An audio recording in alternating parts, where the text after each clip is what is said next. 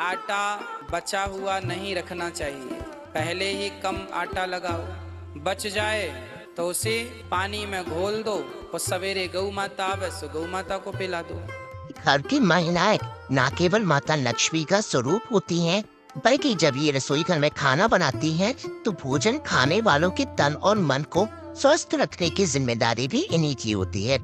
अगर घर की महिलाएं खाना बनाते समय आटे में ये 3 चीजें डालकर रोटी बनाएंगी, तो उनके घर में धन की कभी भी कमी नहीं होगी। साथ ही भोजन ग्रहण करने वाले लोगों के मन और तन भी स्वस्थ रहेंगे। दोस्तों, जब भी हिंदू धर्म की बात होती है तो अन्न को देवता माना जाता है। वही रसोई घर को माता सीता की रसोई माना जाता है और रसोई घर में खाना पकाने वाली गृहिणियों को अन्नपूर्णा माता की संज्ञा दी जाती है। इसीलिए कहा जाता है कि जैसा खाएंगे अन्न वैसा होगा मन, यानी कि हम जैसा अन्न खाते हैं हमारी मन और बुद्धि वैसी ही हो जाते हैं।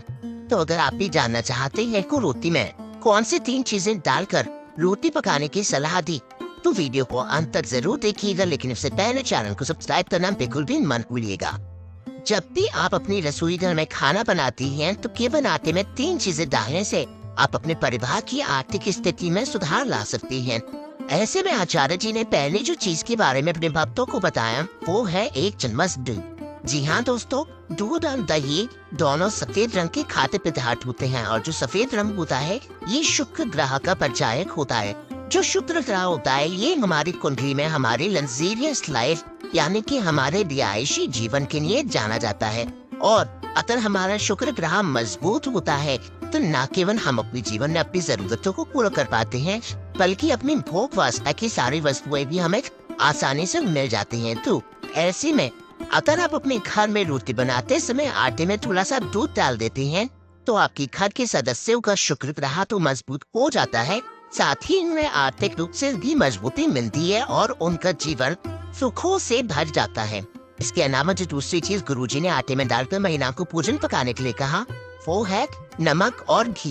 एक तरफ जहाँ घी महादेव को अत्यंत प्रिय माना जाता है, वही नमक भी शुक्र ग्रह का परिचायक कहा जाता है। कहा जाता है कि अगर आप अपने घर में आटे में घी डालकर रोटी बनाते हैं तो रोटियों का स्वाद तो बढ़ ही जाता है, साथ ही आपके जीवन में इसका सकारात्मक प्रभाव देखने को मिलता है। आपके जीवन से नकारात्मक ऊर्जा अपने आप खत्म हो जाती है और जब हम प्रसन्न होते हैं तो हमारा मन प्रसन्न रहता है और हमारा तन भी खुश रहता है और इससे हम ज्यादा से ज्यादा मेहनत करके ज्यादा से ज्यादा धन कमा सकते हैं।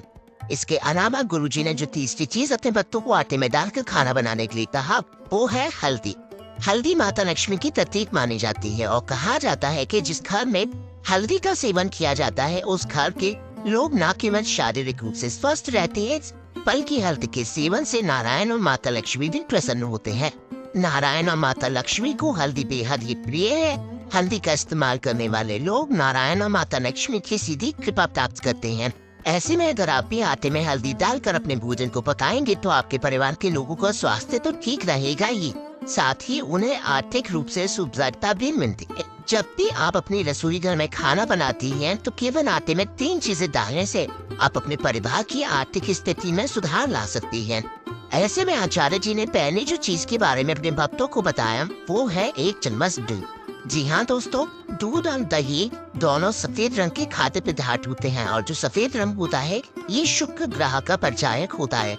जो शुक्र ग्रह होता है ये हमारी कुंडली में हमारी लग्जरियस लाइफ यानी कि हमारे रिहायशी जीवन के लिए जाना जाता है।